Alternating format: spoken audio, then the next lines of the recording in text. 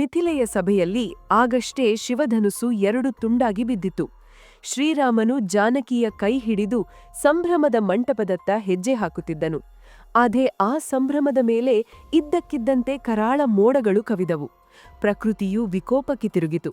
ಹಠಾತ್ತನೆ ಮಿಥಿಲೆಯ ಬೃಹತ್ ಸಿಂಹದ್ವಾರಗಳು ಯಾವುದೋ ಅದೃಶ್ಯ ಶಕ್ತಿಯ ಹೊಡೆತಕ್ಕೆ ಸಿಕ್ಕು ಧೂಳಿಪಟವಾದವು. ಧೂಳಿನ ಮೋಡಗಳ ನಡುವೆ ಒಬ್ಬ ಭೀಕರ ಆಕೃತಿ ಕಾಣಿಸಿಕೊಂಡಿತು. ಅವರು ನಡೆಯುತ್ತಿದ್ದರೆ ಭೂಮಿಯು ಪ್ರಳಯ ಸಮಯದಲ್ಲಿ ನಡುಗುವಂತೆ ಕಂಪಿಸುತ್ತಿತ್ತು. ಅವರ ಜಡೆಯು ಆಕಾಶಕ್ಕೆ ಮುಟ್ಟುವಂತೆ ಎತ್ತರವಾಗಿತ್ತು. ಮೈಮೇಲೆ ಭಸ್ಮ ಮತ್ತು ರುದ್ರಾಕ್ಷಿಗಳ ಹಾರವಿತ್ತು. ಒಂದು ಭುಜದ ಮೇಲೆ ದೇವನಿರ್ಮಿತ ವಿಷ್ಣುಧನುಸ್ಸು ಕಂಗಳಿಸುತ್ತಿದ್ದರೆ ಅವರ ಬಲಗೈಯಲ್ಲಿ ಸೂರ್ಯನಿಗಿಂತ ಹೆಚ್ಚು ಪ್ರಖರವಾಗಿ ಹೊಳೆಯುತ್ತಿದ್ದ ಆ ಭೀಕರ ಕೊಡಲಿಯಿತ್ತು. ಅವರೇ ಭಾರ್ಗವರಾಮ, ಸಾಕ್ಷಾತ್ ಪರಶುರಾಮರು. 21 ಬಾರಿ ಅಹಂಕಾರಿ ಕ್ಷತ್ರಿಯರ ತಲೆಗಳನ್ನು ಉರುಳಿಸಿ ರಕ್ತದ ಮಡುವಿನಲ್ಲಿ ಮಿಂದು ಬಂದಿದ್ದ ಕಾಲನ ಸ್ವರೂಪವಾಗಿ ಅವರು ಸಭೆಯ ಮಧ್ಯಕ್ಕೆ ಬಂದು ನಿಂತರು. ಅವರ ತೇಜಸ್ಸಿನ ಮುಂದೆ ಸಭೆಯಲ್ಲಿದ್ದ ನೂರಾರು ರಾಜರುಗರು ಬೆಕ್ಕುಗಳಂತೆ ನಡುಗತೊಡಗಿದರು. ಪರಶುರಾಮರು ತಮ್ಮ ಕೊಡಲಿಯನ್ನು ಸಭೆಯ ಮಧ್ಯದಲ್ಲಿ ನೆಲಕ್ಕೆ ಬಡಿದರು. ಆ ಶಬ್ದಕ್ಕೆ ಅರಮನೆಯ ಛಾವಣಿಗಳು ಧೂಳನ್ನು ಉದುರಿಸಿದವು. ಅವರು ಸಿಂಹದಂತೆ ಗರ್ಜಿಸಿದರು. ಜನಕ, ಎಲ್ಲಿಯ ಅಹಂಕಾರಿ? ನನ್ನಾರಾಧ್ಯ ದೈವ ಮಹಾದೇವನ ವಿಜಯದ ಧನುಸ್ಸನ್ನು ಮುರಿದ ಆ ಕ್ಷುಲ್ಲಕ ಪ್ರಾಣಿ ಯಾರು? ಅವನ ಸೊಕ್ಕನ್ನು ಅಡಗಿಸಲು ನಾನು ಬಂದಿದ್ದೇನೆ. ಅವರು ಕೊಡಲಿಯನ್ನು ಮೇಲೆತ್ತಿ ಸಭೆಯತ್ತ ಗುರಿ ಮಾಡಿ ಕಿರುಚಿದರು. ಆ ಪಾಪಿ ನನ್ನ ಮುಂದೆ ಬರಲಿ. ಆ ಬಿಲ್ಲು ಶಿವನ ಪ್ರಜ್ಞೆ. ಅದನ್ನು ಮುಟ್ಟುವ ಧೈರ್ಯ ಯಾರಿಗಿದೆ? ಯಾವ ಅಹಂಕಾರಿ ಆ ಬಿಲ್ಲನ್ನು ಮುರಿದಿದ್ದಾನೋ ಆತ ಈಗಲೇ ನನ್ನ ಮುಂದೆ ಬರಲಿ. ಇಲ್ಲದಿದ್ದರೆ ಈ ಮಿಥಿಲೆಯ ಪ್ರತಿಯೊಬ್ಬ ಪ್ರಜೆಯನ್ನು ನಾನು ಸಂಹರಿಸುತ್ತೇನೆ. ಈ ಕೊಡಲಿಗೆ ಇಂದು ಹೊಸ ರಕ್ತದ ಹಸಿವಾಗಿದೆ. ಪರಶುರಾಮರ ಮಾತಿನ ಉಷ್ಣತೆಗೆ ಅಲ್ಲಿನ ಹೂಮಾಲೆಗಳು ಒಳಗಿ ಹೋದವು. ದಶರಥ ಮಹಾರಾಜನು ಗಾಬರಿಯಿಂದ ಅವರ ಪಾದಗಳಿಗೆ ಬಿದ್ದು ಬೇಡಿಕೊಂಡನು.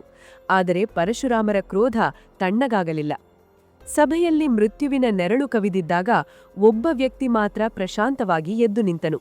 ಆತನೇ ದಾಶರಥಿ ಶ್ರೀರಾಮ. ರಾಮನು ವಿನಯದಿಂದ ಕೈಮುಗಿದು ನುಡಿದನು. ಮಹರ್ಷಿಗಳೇ, ನಿಮ್ಮ ಗುರುವಿನ ಬಿಲ್ಲನ್ನು ಮುರಿದವನು ನಿಮ್ಮೊಬ್ಬ ಸಾಮಾನ್ಯ ದಾಸನೇ ಹೊರತು ಶತ್ರುವಲ್ಲ. ಸಮಾಧಾನ ತಂದುಕೊಳ್ಳಿ. ರಾಮನ ಆ ಶಾಂತತೆಯು ಪರಶುರಾಮರ ಕೋಪವನ್ನು ಮತ್ತಷ್ಟು ಕೆರಳಿಸಿತು. ಅವರು ಅಬ್ಬರಿಸಿದರು. ನನ್ನ ಮುಂದೆ ವಿನಯದು ನಾಟಕವಾಡಬೇಡ ರಾಮ. ನಿನಗೆ ನಿಜವಾಗಿಯೂ ಧೈರ್ಯವಿದ್ದರೆ ಇದೋ ನನ್ನ ಹೆಗಲ ಮೇಲಿರುವ ಈ ವಿಷ್ಣು ಧನುಸ್ಸನ್ನು ಎತ್ತಿ ಇದಕ್ಕೆ ಬಾಣ ಹೂಡು. ಈ ಬಿಲ್ಲು ಸಾಕ್ಷಾತ್ ನಾರಾಯಣನ ಶಕ್ತಿ. ಇದನ್ನು ಬಗ್ಗಿಸಿದರೆ ಮಾತ್ರ ನಿನ್ನ ಪೌರುಷವನ್ನು ನಾನು ಒಪ್ಪುತ್ತೇನೆ. ಇಲ್ಲದಿದ್ದರೆ ನಿನ್ನ ತಲೆ ಈ ಕೊಡಲಿಗೆ ಬಲಿಯಾಗುವುದು ಖಚಿತ. ಸಭೆಯು ಉಸಿರು ಬಿಗಿಹಿಡಿತು. ಶಿವಧನುಸ್ಸು ಹಳೆಯದಾಗಿತ್ತು. ಆದರೆ ಈ ವಿಷ್ಣುಧನುಸ್ಸು ದೇವತೆಗಳಿಗೂ ಅಲುಗಾಡಿಸಲು ಅಸಾಧ್ಯವಾದದ್ದು. ರಾಮನು ಮಂದಹಾಸದೊಂದಿಗೆ ಆ ಬಿಲ್ಲಿನ ಹತ್ತಿರ ಹೋದನು. ಪರಶುರಾಮರ ಕೈಯಲ್ಲಿದ್ದ ಆ ಮಹಾನ್ ಶಕ್ತಿಯನ್ನು ಅತ್ಯಂತ ಸುಲಭವಾಗಿ ತನ್ನ ಕೈಗೆ ತೆಗೆದುಕೊಂಡನು. ರಾಮನು ಆ ಬಿಲ್ಲನ್ನು ಮುಟ್ಟಿದ ಕ್ಷಣವೇ ಪರಶುರಾಮರ ದೇಹದಲ್ಲಿದ್ದ ಶಕ್ತಿಯು ಮಾಯವಾಗಿ ರಾಮನನ್ನು ಸೇರುತ್ತಿರುವಂತೆ ಅವರಿಗೆ ಭಾಸವಾಯಿತು. ರಾಮನು ಅತ್ಯಂತ ಸಲೀಸಾಗಿ ಆ ಬೃಹತ್ ವಿಷ್ಣುಧನುಸ್ಸನ್ನು ಎತ್ತಿ ಅದಕ್ಕೆ ಬಾಣವನ್ನು ಹೂದಿ ಅದರ ಹೆದೆಯನ್ನು ಎಳೆದನು. ಆ ಕ್ಷಣದಲ್ಲಿ ರಾಮನ ಮುಖದಲ್ಲಿ ಒಂದು ದಿವ್ಯ ತೇಜಸ್ಸು ಕಾಣಿಸಿಕೊಂಡಿತು. ಆ ತೇಜಸ್ಸಿನ ಮುಂದೆ ಪರಶುರಾಮರು ಕಣ್ಣು ಬಿಡಲು ಸಾಧ್ಯವಾಗಲಿಲ್ಲ. ಅವರಿಗೆ ಅರಿವಾಯಿತು, ತಮ್ಮ ಮುಂದೆ ನಿಂತಿರುವುದು ಕೇವಲ ದಶರಥನ ಮಗನಲ್ಲ, ಆತ ಸಾಕ್ಷಾತ್ ಜಗತ್ಪದಿ ಮಹಾವಿಷ್ಣು. ಬಾಣ ಹೂದಿಡ ರಾಮನು ಗಂಭೀರ ಧ್ವನಿಯಲ್ಲಿ ಕೇಳಿದನು, ಮಹರ್ಷಿಗಳೇ, ಈ ಬಾಣ ಈಗ ಗುರಿಯನ್ನು ಕೇಳುತ್ತಿದೆ. ನಿಮ್ಮ ಪಾದಗಳನ್ನು ಗುರಿ ಮಾಡಲಿ ಅಥವಾ ನೀವು ನಿಮ್ಮ ತಪಸ್ಸಿನಿಂದ ಸಂಪಾದಿಸಿದ ಪುಣ್ಯ ಲೋಕಗಳನ್ನು ದಹಿಸಲಿ. ಹೇಳಿ, ಬಾಣವನ್ನು ಎಲ್ಲಿ ಬಿಡಲಿ? ಪರಶುರಾಮರು ಶರಣಾದರು.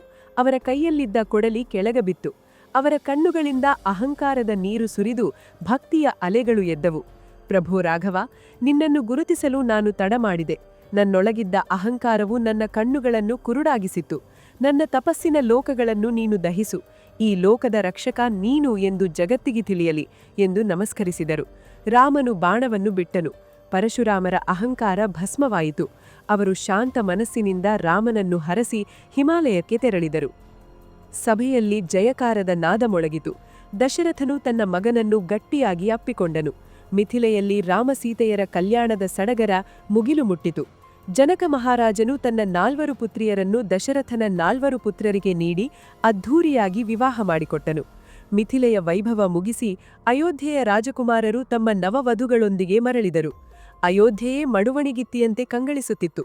ಆದರೆ ಈ ಸುಖದ ದಿನಗಳ ನಡುವೆಯೇ ಕಾಲದ ಚಕ್ರವು ಒಂದು ಕಹಿ ಅಧ್ಯಾಯದತ್ತ ತಿರುಗುತ್ತಿತ್ತು.